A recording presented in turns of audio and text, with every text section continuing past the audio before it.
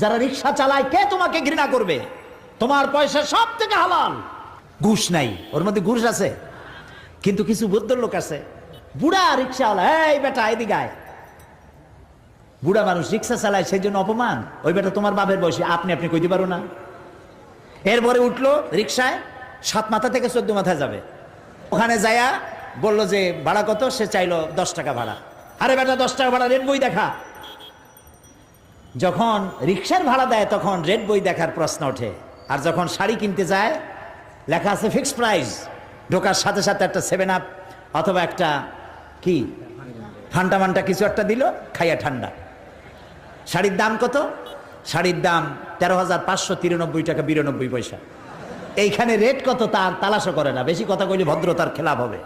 ওইটা ঠিক মতো আনতে পারে, কিন্তু রিক্সাওয়ালার মাথার ঘাম ফেলানো পয়সা নিয়ে তার সাথে ঝগড়া করে, তর্ক করে।